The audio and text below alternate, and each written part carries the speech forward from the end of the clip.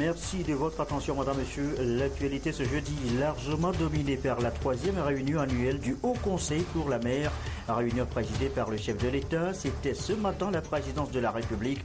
Deux temps forts ont marqué cette rencontre. Le point sur les préparatifs du sommet de Lomé sur la sûreté, la sécurité maritime, le développement en Afrique et l'intervention du chef de l'État à suivre tout à l'heure en début de journal. Voilà, madame, monsieur, l'essentiel donc de cette édition. Bienvenue.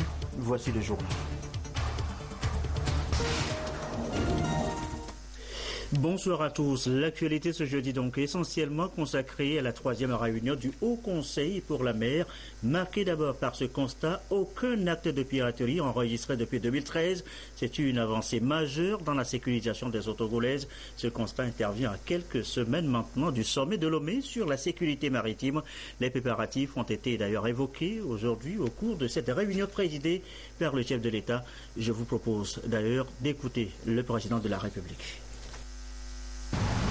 Je voudrais remercier particulièrement nos amis de la communauté diplomatique qui viennent des pays voisins, de venir aussi enrichir nos réflexions et voir et apprécier aussi ce que nous faisons.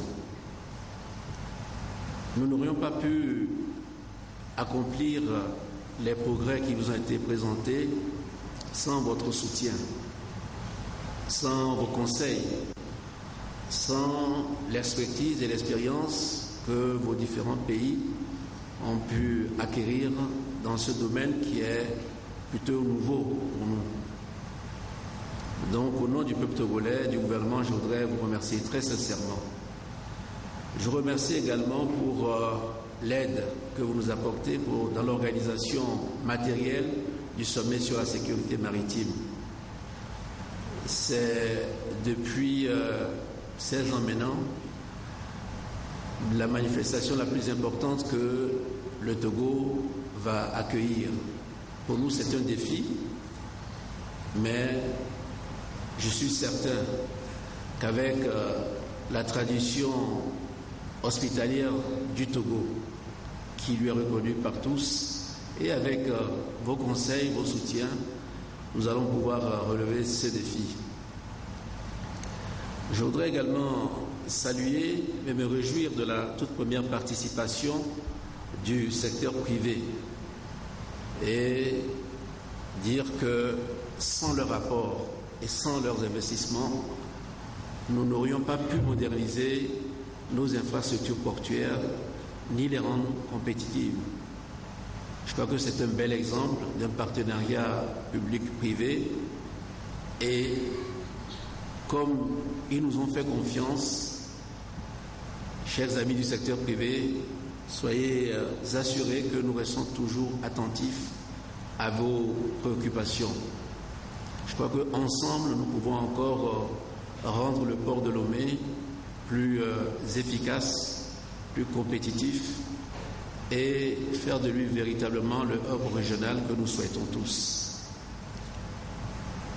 À cet effet, je demande au ministre de la Justice d'essayer d'examiner la question qui a été soulevée sur les saisies des bateaux.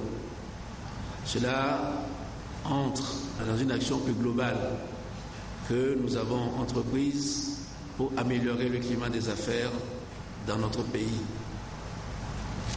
Ceci dit, je voudrais féliciter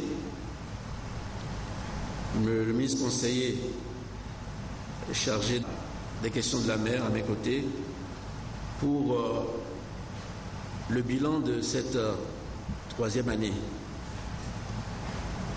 Tout passe et tout commence souvent par le législatif. Si vous n'avez pas les textes adéquats, vous n'êtes pas fondé à agir ou à prendre des mesures.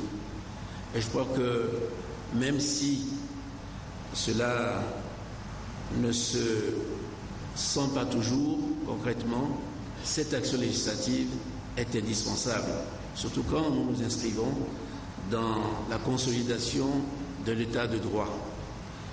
Et donc j'exhorterai l'Assemblée nationale, d'abord je la félicite pour le travail législatif qui a été abattu, et je crois que le dernier texte qu'elle a encore sur sa table concernant le code de la pêche Je souhaite que ce texte soit voté lors de la prochaine session ordinaire.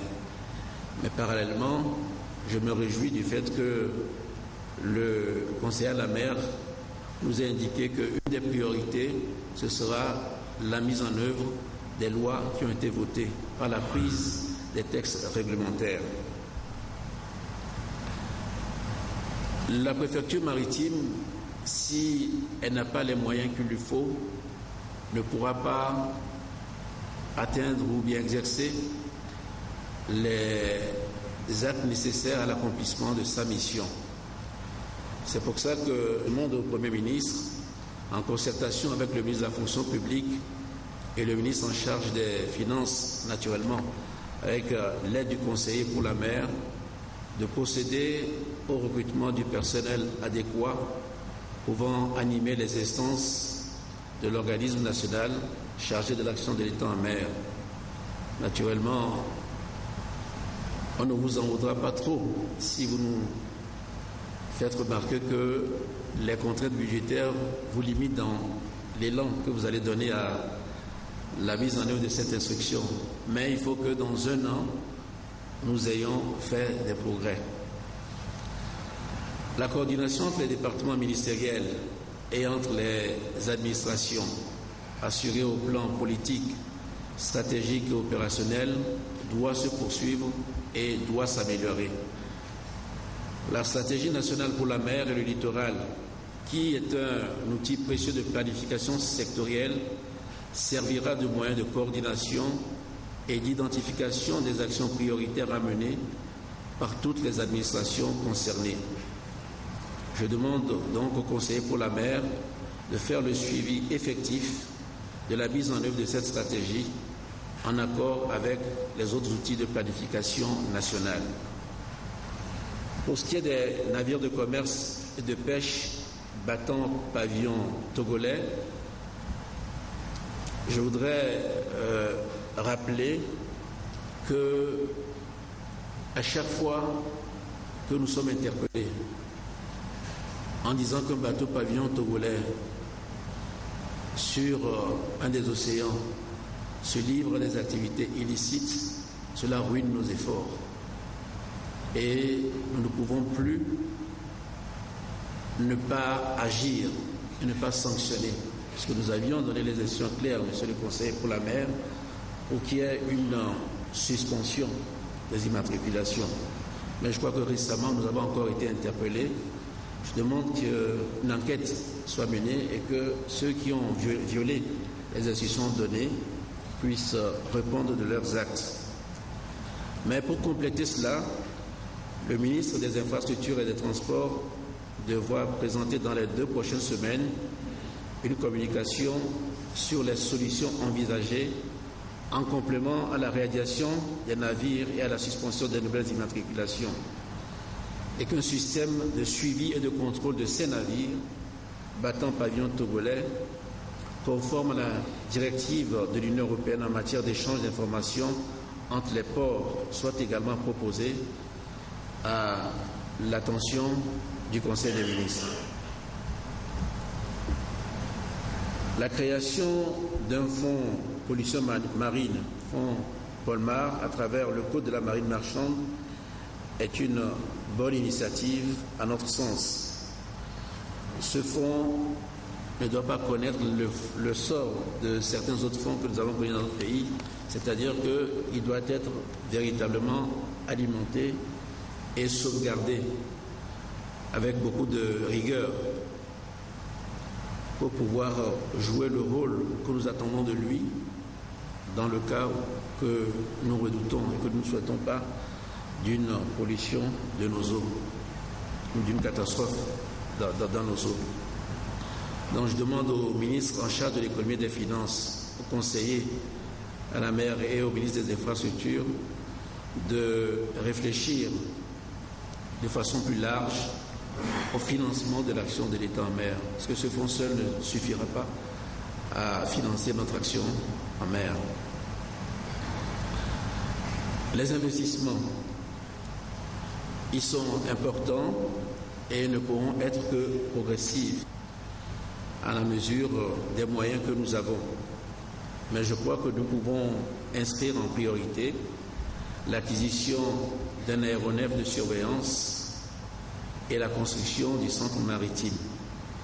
À ce sujet, je voudrais remercier très chaleureusement les États-Unis et la Chine qui nous ont aidés à renforcer les moyens de sécuriser nos eaux territoriales par l'offre de certains équipements.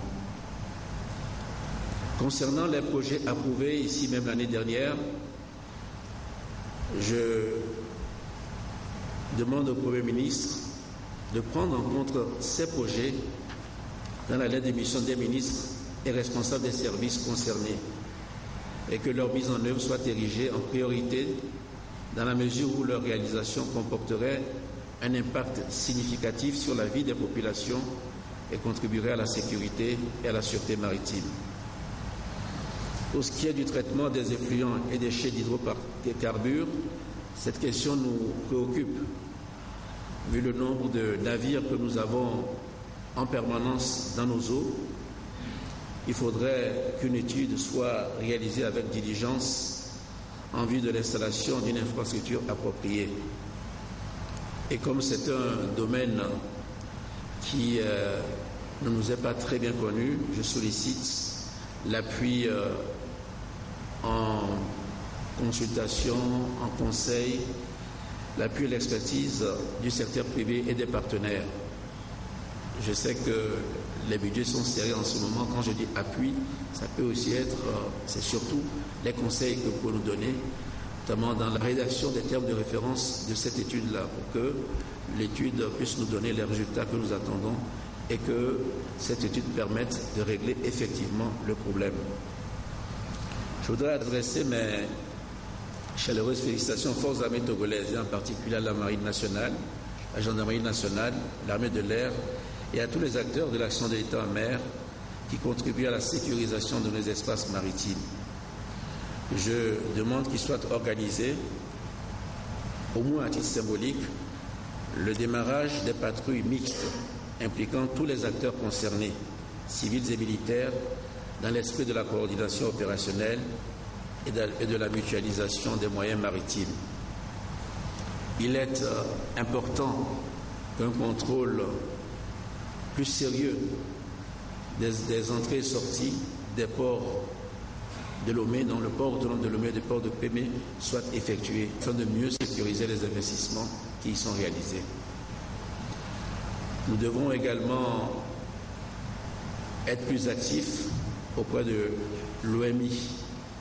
Donc, je demande au ministre des Affaires étrangères, en liaison avec le ministre des Transports, de loger auprès de notre ambassade à Londres une délégation qui s'occuperait des relations avec l'Organisation maritime internationale. Le Togo entend contribuer davantage au fonctionnement du mécanisme de Yaoundé et à l'opérationnalisation du Centre régional de sécurité maritime de l'Afrique de l'Ouest. En ce sens, je recommande que l'hypothèse de l'organisation de patrouilles conjointes avec les États voisins soit étudiée en envisageant l'implication des États du CRESMAO ou dans un cadre bilatéral avec les États concernés. Dans le domaine de la formation, il est heureux que l'ONAM pense au développement d'une filière des métiers de la mer. Je pense que si nous voulons être régional, nous avons besoin de ressources humaines.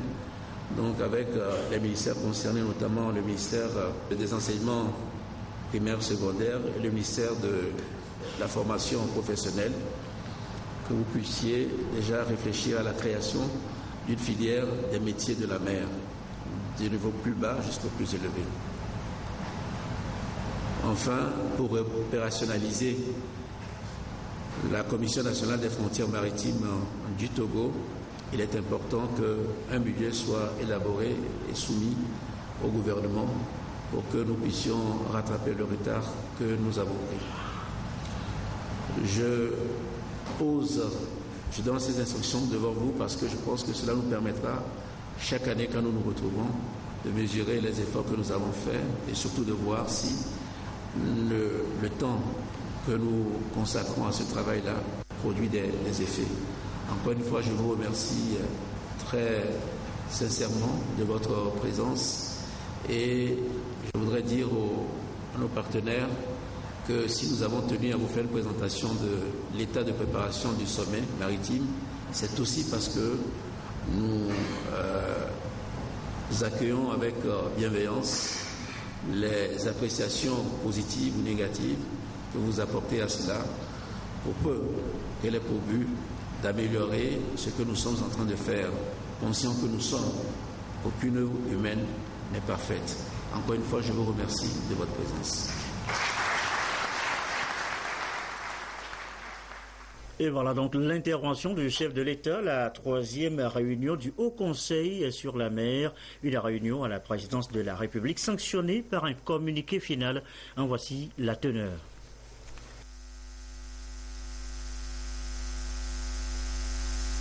Communiqué final. Réunion annuelle du Haut Conseil pour la mer, août 2016.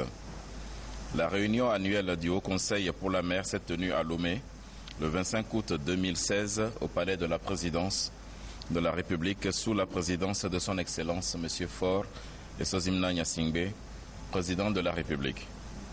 On prit part à cette réunion tous les membres du gouvernement, dont les ministres membres de droit du Haut Conseil pour la mer, les personnes ressources représentant les différents acteurs du secteur maritime et les acteurs des États partenaires du Togo pour l'organisme national chargé de l'action de l'État en mer, ONAM. Eu égard à la perspective du sommet extraordinaire des chefs d'État et de gouvernement de l'Union africaine pour la sécurité et la sûreté maritime et le développement en Afrique, la réunion a tenu à la présence effective des représentations diplomatiques et africaines accréditées au Togo ou résidant dans les pays voisins. La réunion a démarré à 9 h selon l'agenda par la présentation du contexte général de la réunion et un mot introductif du Premier ministre, chef du gouvernement, M. Selom Komi Klassou. Remerciant le chef de l'État, son Excellence M. Faure Esozimna Gnassingbé, pour sa vision et sa détermination à faire du secteur maritime un levier de développement de l'économie togolaise et adressant sa reconnaissance à tous les partenaires du Togo à l'action de l'État en mer, le Premier ministre a rappelé, dans son mot introductif, les avancées enregistrées par le Togo, en particulier sur les plans législatifs et réglementaires, ainsi que dans l'élaboration des outils de planification des activités du secteur maritime, notamment la stratégie nationale pour la mer et le littoral approuvée par le gouvernement. Il a enfin rassuré les partenaires et l'opinion nationale et internationale quant à la tenue effective à Lomé en octobre 2016 du sommet extraordinaire des chefs d'État et de gouvernement de l'Union africaine sur la sécurité et la sûreté maritime et le développement en Afrique. La première séquence de la réunion relative aux communications a débuté avec l'intervention du conseiller pour la mer du président de la République qui a présenté le résumé du rapport annuel des activités de l'organisme national chargé de l'action de l'État en mer qui se répartit dans 5 grands domaines d'action, à savoir la gouvernance, l'économie, l'environnement marin, la sécurité et la sûreté maritime et l'acquisition de moyens maritimes et les perspectives. La deuxième intervention de la réunion a été faite par le ministre en charge des infrastructures et des transports qui a présenté une communication sur le développement des nouvelles infrastructures portuaires. En effet, les nouvelles infrastructures portuaires, la particularité du port autonome de Lomé, un port en eau profonde, et les avantages sécuritaires ont permis aux autorités portuaires d'enregistrer des évolutions dans les différentes statistiques relatives à la fréquentation, à la manutention et au transit des navires commerciaux. L'intervention suivante a porté sur la situation sécuritaire dans les eaux sous juridiction togolaise et dans le golfe de Guinée, présentée par le préfet maritime. Il ressort de cette communication que, dans la sous-région, les actes de piraterie et de brigandage continuent de se commettre. La fréquence et le niveau de violence de ces actes restent à ce jour limités. Toutefois, une diminution de ces actes criminels est constatée sur une période dans quelques pays comparée aux années antérieures. C'est le cas du Togo, où aucun acte de piraterie n'a été signalé depuis juillet 2013. Cette séquence de la réunion, caractérisée par des communications ayant pour but d'informer les partenaires et l'opinion nationale sur les efforts du Togo dans le domaine de la sécurisation des routes maritimes et du commerce international par la voie portuaire, a été conclue par la réaction du secteur privé maritime togolais. Prenant la parole, le représentant de Lomé Container Terminal a relevé le caractère exceptionnel du port autonome de Lomé, qui accueille les navires de dernière génération, tout en reconnaissant les efforts faits par le Togo pour assurer la sécurité, la sûreté portuaire à leurs installations par de multiples actions, dont le vote du nouveau code de la marine marchande. Les représentants de Togo Terminal, dans son intervention, a d'abord salué la réforme que le Togo a entamée dans le secteur maritime et l'organisation du sommet de l'Union africaine sur la sécurité et la sûreté maritime et du développement, au cours duquel sera adopté la Charte de Lomé, qui constituera pour le continent un instrument juridique de renforcement de lutte contre l'insécurité maritime. Au regard de ces avancées, le groupe a aussi réorganisé ses activités de transport et de logistique autour de 4 marques fortes, à savoir Bolloré Port, qui regroupe les métiers portuaires de par le monde, Bolloré Logistique, qui regroupe les métiers logistiques et freight forwarding, Bolloré Railways, regroupant les métiers ferroviaires, et enfin Bolloré Énergie, qui s'occupe de la logistique pétrolière et énergie renouvelable. Par ailleurs, Togo Terminal réaffirme son engagement à jouer un rôle crucial dans le développement maritime et dans la réalisation des projets en cours au Togo, notamment la construction de nouvelles Blue Zones à l'instar de Kakaveli, la réhabilitation du chemin de fer, la construction de salles de spectacle et de cinéma. Enfin, le représentant de Navi Togo, parlant au nom des sociétés de consignation et des autres partenaires togolais du secteur privé maritime, a relevé les avancées en matière de consignation et de manutention des navires. En effet, à ce jour, le délai moyen d'attente d'un navire est passé de plus de 4 jours à moins de 2 heures. Les cadences de traitement sont portées de moins de 20 à près de 50 mouvements par heure. Au-delà de ces avancées, le représentant de Navi Togo a évoqué la nécessité d'un meilleur règlement des contentieux maritimes par une célérité raisonnable de l'appareil judiciaire. La deuxième séquence de la réunion a porté essentiellement sur l'information des partenaires et de l'opinion nationale sur les acquis dans les préparatifs du sommet extraordinaire des chefs d'État et de gouvernement de l'Union africaine sur la sécurité et la sûreté maritime et le développement en Afrique. Sur ces aspects, le ministre des Affaires étrangères, de la coopération et de l'intégration africaine a présenté aux participants le volet diplomatique concerné par l'adhésion des États africains au projet de charte, instrument de consolidation de l'intégration régionale et sous-régionale, qui permettra, avec les moyens convenus, de faire face le plus efficacement possible aux actes incriminés. Il a aussi relevé en substance les efforts nécessaires déployés par le Togo et la Commission de l'Union africaine pour assurer la bonne mise en œuvre de la décision de la conférence des chefs d'État et de gouvernement de l'Union africaine qui viserait l'adoption et la signature de la dite charte. Le volet relatif à l'organisation matérielle et à la logistique a été présenté par le coordonnateur général de l'organisation du sommet. Il ressort de ce compte rendu que, à 46 jours du sommet, le niveau de préparation de la Commission nationale chargée de la préparation matérielle et logistique du sommet extraordinaire des chefs d'État et de gouvernement de l'Union africaine sur la sécurité et la sûreté maritime et le développement en Afrique est conforme au chronogramme préétabli. Ces interventions ont suscité la réaction du corps diplomatique et des représentants des organisations internationales accréditées au Togo. La première réaction fut celle de l'ambassadeur de l'Union européenne au Togo, qui a remercié le Togo pour ses efforts dans le domaine de la sécurité maritime et a salué l'existence d'une stratégie nationale et souhaité une convergence des actions de coopération dans le domaine maritime. Il a enfin souhaité également que le sommet qui se tiendra le 15 octobre prochain contribue à renforcer la cohésion nationale par des retombées économiques au-delà des aspects politiques et sécuritaires. Monsieur l'ambassadeur de l'Union européenne a enfin promis un soutien de son organisation à la tenue du sommet extraordinaire des chefs d'État et de gouvernement sur la sécurité et la sûreté maritime et le développement en Afrique.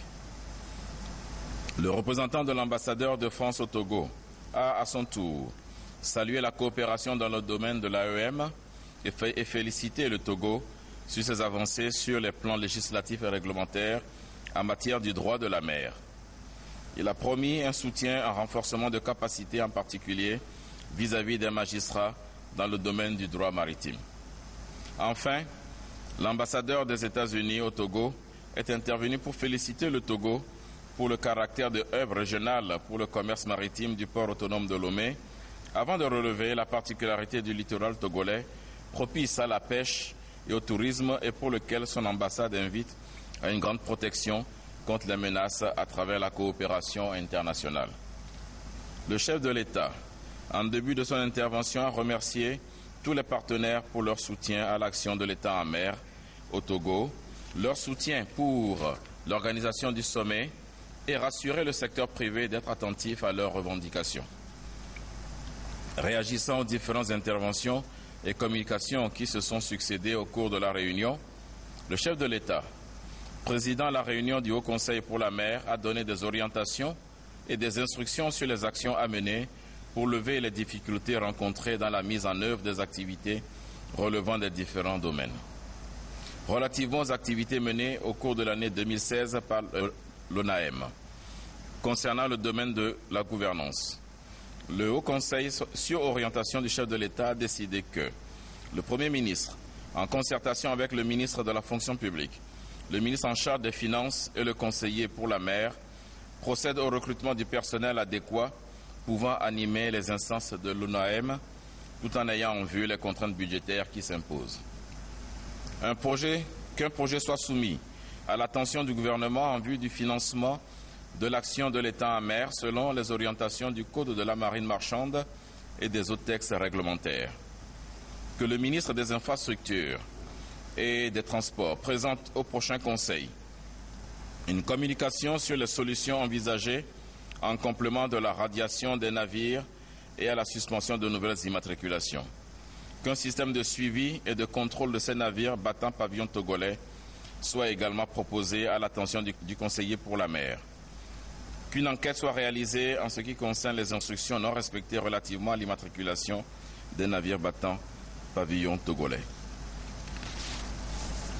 L'introduction de filières dans le secteur éducatif et de la formation professionnelle du pays soit effective tout en évitant, pour des raisons d'efficacité de l'enseignement, la prolifération d'activités qui échapperaient au contrôle et au suivi du gouvernement.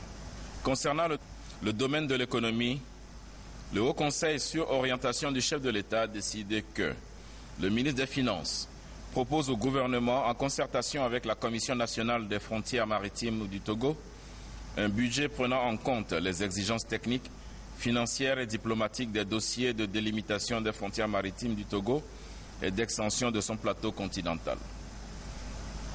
Concernant le domaine de l'environnement, le chef de l'État, après avoir adressé ses félicitations à la représentation nationale pour le vote des différentes lois et accordé son autorisation au gouvernement pour l'adhésion du Togo aux différentes conventions, a exhorté à la poursuite du vote des textes relatifs au domaine maritime.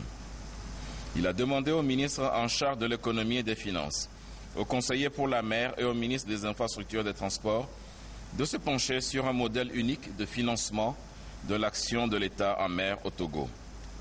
Concernant le domaine de la sécurité et de la sûreté maritime, le Haut Conseil, sur orientation du chef de l'État, a décidé que le Premier ministre prenne en compte les projets approuvés à la réunion du Haut Conseil en 2015 dans la lettre de mission des ministres concernés et que leur mise en œuvre soit érigée en priorité dans la mesure où leur réalisation comporterait un impact significatif sur la vie des populations et contribuerait à la sécurité et à la sûreté maritime. Il a insisté sur la nécessité de l'installation d'une infrastructure appropriée de traitement des effluents et déchets d'hydrocarbures. Il a également, pour des raisons de sécurité et de sûreté maritime, recommandé aux administrations concernées et qu'il soit organisé le démarrage symbolique des patrouilles mixtes impliquant tous les acteurs concernés, civils et militaires, dans l'esprit de la coordination opérationnelle et de la mutualisation des moyens maritimes. Aussi, pour les mêmes raisons, un contrôle sérieux des entrées et des sorties des ports autonomes de Lomé et port de Kpémé, doit-il être effectué afin de mieux sécuriser les investissements. Sur les aspects sous-régionaux et internationaux, le Haut Conseil a recommandé que l'hypothèse de l'organisation de patrouilles conjointes avec les États voisins soit étudiée en envisageant l'implication des États du CRESMAO ou dans un cadre bilatéral avec les États concernés. Que les ministres des Affaires étrangères, celui des infrastructures et des transports et le conseiller pour la mer prennent toutes les dispositions nécessaires pour qu'une équipe soit placée à l'ambassade du Togo à Londres afin de participer aux réunions de l'OMI. Concernant le domaine de l'acquisition des moyens maritimes, le Haut Conseil sur orientation du chef de l'État a recommandé que l'acquisition de l'aéronef et la construction du centre maritime soient versées dans le plan d'investissement pour l'acquisition de moyens maritimes à prendre en compte dans les budgets à venir. Pour terminer, le chef de l'État a renouvelé ses remerciements et encouragements aux partenaires pour leur collaboration dans la sécurisation des installations portuaires et des espaces maritimes du Togo et du Golfe de Guinée. Il a remercié le gouvernement et les participants pour avoir pris part à la réunion annuelle du Haut Conseil pour la mer et au secteur privé maritime pour ces suggestions pertinentes qui seront prises en compte dans le déroulement de la vision togolaise de son secteur maritime et portuaire. Fait à Lomé le 25 août 2016. Voilà le communiqué final qui a sanctionné ce matin les travaux du Haut Conseil pour la mer, communiqué présenté, donc vous venez de le suivre, par le ministre Guy Madjé et Lorenzo. Et ce journal va déborder un tout petit peu en raison justement de la densité de l'actualité. Il est 20h32. Autre sujet évoqué ce soir, la faiblesse du financement des entreprises privées par les banques. C'est un constat. Là aussi, la question fait débat. Des pistes sont explorées depuis ce matin à Lomé. Robert Poitobi avec Carmen Madjiakakou. Le paysage bancaire togolais s'est agrandi ces dernières années avec l'arrivée de plusieurs groupes bancaires. Cependant, ce constat contraste avec les principaux indicateurs qui montrent une faible contribution du secteur bancaire au financement de l'économie. Le ministère de l'Économie et des Finances veut trouver des solutions pour un meilleur financement du secteur privé au Togo au cours des prochaines années. Cadres de banques, opérateurs économiques et institutions de la République échangent sur la problématique à ce symposium. Nos études à la direction de l'économie ont montré qu'un taux de croissance de 10% du PIB réel par an est possible, mais il est conditionné par une augmentation massive de l'investissement, tant public que privé. Et c'est la prise en compte de ce volet privé qui nous a poussé à organiser le symposium. Nous voulons des discussions vraiment sincères. Voilà, les emprunteurs, les entreprises doivent dire comment est-ce qu'elles voient le problème. Les banques aussi vont nous dire comment est-ce qu'elles voient le problème. La Banque centrale, qui est la banque des banques, nous dira aussi ce qu'elle fait pour que le système bancaire, le système financier dans son ensemble puisse accompagner le secteur privé tout en préservant la stabilité du système dans son ensemble. C'est depuis 2013 que l'étude de la prévision macroéconomique a été lancée. L'enquête a été menée auprès d'un échantillon de 200 entreprises. Les résultats ont révélé que les entreprises font face à des contraintes qui limitent leur niveau de productivité. Le PNUD pense donc que cette rencontre pourra ouvrir la voie au secteur privé pour qu'il puisse mieux contribuer à la croissance économique. On commence par le dialogue. Il faut qu'on dialogue entre parties prenantes pour identifier ce qui a bien marché, pour bien comprendre les dynamiques et voir qu'est-ce qu'on peut faire pour aller plus loin. Et je crois que ce dialogue qui a toujours existé a été très constructif ce matin pour montrer que l'intérêt que le secteur privé, le secteur public et ses partenaires ont à ce que la question du financement des entreprises puisse s'améliorer, même si, comme on l'a dit ce matin, il y a déjà énormément de progrès ces 5 dernières années. Des recommandations vont être formulées à l'endroit des différents acteurs impliqués en vue de renverser la faiblesse des emprunts bancaires dans le financement des entreprises. Dans l'actualité, sachez également que le ministère de la fonction publique, du travail et de la réforme administrative a procédé ce matin à la validation du rapport d'évaluation finale du programme d'appui à l'insertion et au développement de l'embauche AIED. Le programme AIED a été donc mis en place par le gouvernement pour permettre aux demandeurs d'emploi d'acquérir l'expérience professionnelle. Les précisions dans ce reportage de Rachida Nandou et Chassim Nabaga. Résoudre durablement l'épineuse question du chômage et de l'emploi des jeunes, le gouvernement a mis en place depuis 2011 le programme d'appui à l'insertion et au développement de l'embauche aide. L'initiative vise à permettre aux primo-demandeurs d'emploi d'acquérir une expérience professionnelle, d'améliorer leur curriculum vitae et donc d'être compétitifs sur le marché de l'emploi. Avec la phase pilote qui est arrivée à terme en 2015, une étude a été menée pour évaluer cet ambitieux programme. Le rapport de cette étude est soumis à validation au cours de ces assises. Point d'objectif de 3000 placements des jeunes, nous sommes allés au-delà de 4000. Et au niveau des entreprises, plus de 1000 entreprises ont accueilli les jeunes stagiaires. Et au niveau de l'insertion, nous avons noté dans les rapports provisoires des montants avoisinant 360. Le but a été atteint. On peut dire que ça a été efficace, avec un niveau de mobilisation de ressources en moyenne de 700 millions par an. Bilan somme toute encourageant. Cependant, il se pose la question de l'efficience de la démarche, puisque sur les 4 ans, il y a eu plus de 40 000 demandes et 8 500 offres de stage. Or, seuls environ 4 000 jeunes ont pu en bénéficier. Les travaux vont donc permettre de tirer les enseignements et d'explorer de nouvelles pistes pour améliorer l'employabilité des jeunes. Il faudrait que les entreprises qui accueilleront dorénavant nos jeunes contribuent aussi. Et cela nous permettra véritablement d'avancer et de recruter massivement. Ça, c'est la première possibilité de solution. Deuxième solution, les partenaires en développement aussi peuvent nous apporter leur appui technique et financier. Tout réuni, ça nous permettra d'avancer. Plus de 1500 entreprises participent au programme aide. La nouvelle entreprise Akossi est l'une d'elles. Depuis 2011, elle a accueilli 15 stagiaires, parmi lesquels elle a recruté 2. Nous félicitons l'État de tout ce qu'il fait pour placer ces stagiaires qui travaillent pour nous sans cesse et qui prennent en charge leur rémunération. La plupart de nos stagiaires que nous recevons, ce sont des gens qui sont dynamiques. Nous prenons tout le temps pour leur donner ce que nous savons et après un an, ils nous quittent. Mais dommage, nous avons envie de les garder. J'ai eu à travailler au projet d'appui au développement du secteur privé. J'ai eu à faire 1 an et ils m'ont renouvelé le contrat pour la durée du projet. Donc vraiment, j'ai eu à acquérir les bonnes bases du métier de secrétariat puisque c'est les études que j'ai faites. Donc vraiment, ça a été très bénéfique sur le plan professionnel. Une fois validé, le document devient un outil de décision pour la phase de consolidation du programme. Le programme aide bénéficie de l'accompagnement du PNUD et de la Banque mondiale. La page des sports de cette édition, Claude Ama vient de nous rejoindre. Bonsoir Claude. Bonsoir Gerson. On va parler de handball et le tournoi Challenge Trophy qui est à l'étape de demi-finale.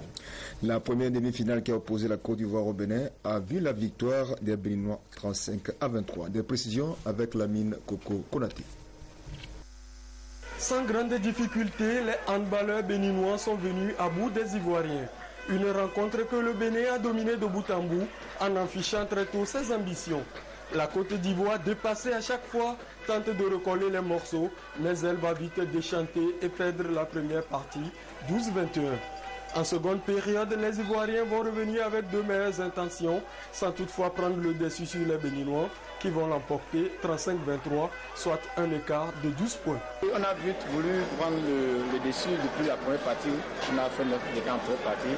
Ça ne veut pas dire qu'ils ne sont pas forts, mais on a juste appliqué ce que nous avons appris avec le staff technique, ce qui a fait que, bon, on a pris le dessus finalement. C'est un match que on ne peut pas parler. Et quand tu joues un match, il y a toujours un gagnant, toujours un perdant.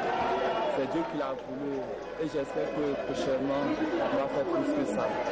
Cette défaite n'a pas empêché les supporters ivoiriens de faire la fête dans les tribunes.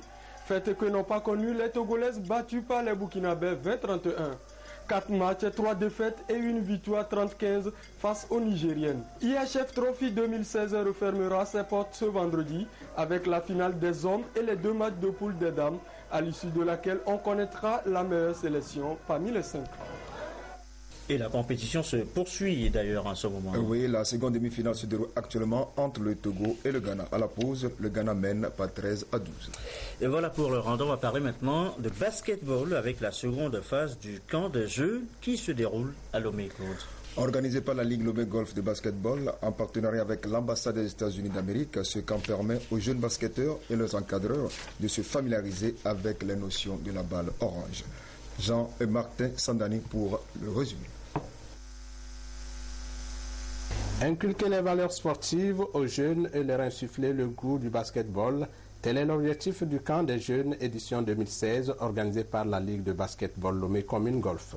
Ce camp réunit une centaine de jeunes de 12 à 18 ans, supervisés par des encadreurs de 30 à 35 ans sous la houlette de l'expert américain Tommy Davis. Les jeunes dont l'âge se situe entre 12 et 18 ans sont sur le stade de municipal de Lomé pendant une semaine, d'abord pour fraterniser, jouer au basket, inculquer les valeurs également sportives du basket, en leur faisant comprendre que le basket peut devenir demain leur métier. Notre souci majeur, c'est de faire en sorte que, après ce camp, les clubs d'où viennent les jeunes et les encadreurs puissent contribuer à renforcer et à redynamiser le basketball au Togo. Les participants sont très ravis de prendre part aux activités de ce camp. C'est une très bonne initiative, tout d'abord pour nous les jeunes coachs qui ont envie de devenir des coachs demain et pour les enfants parce qu'on n'a pas tellement le temps ou bien on n'a pas tous la connaissance pour pouvoir apprendre. On a assimilé un peu les lay-ups, on a fait des shoots, on a fait aussi des fins de shoot, on a appris des techniques pour dribbler, pour feinter. Démarré il y a de cela 2 semaines, les participants sont soumis à l'application pratique et théorique des valeurs sportives. Le camp prend fin samedi. Et voilà, ce sera tout pour votre page des sports de ce jeudi, Claude. Effectivement, Gerson, rendez-vous samedi dans Sport et Détente. Merci beaucoup Claude Amand pour toutes ces informations sportives. Rendez-vous donc samedi prochain. C'est la fin de cette édition essentiellement consacrée à la 3e réunion annuelle du Haut Conseil pour la mer. Fin donc de cette édition. Autre rendez-vous à suivre tout à l'heure sur notre antenne, le magazine Togo en marche avec un voyage sur Anéro, ville historique et touristique, puis l'érosion côtière de plus en plus menaçante. Pierre Tsoussouko, Adolphe Paca à partir de 21h tout à l'heure. Tout de suite, la météo, Rachel Aokou, prenez le temps de suivre, ça ne vous coûte rien. Très belle soirée.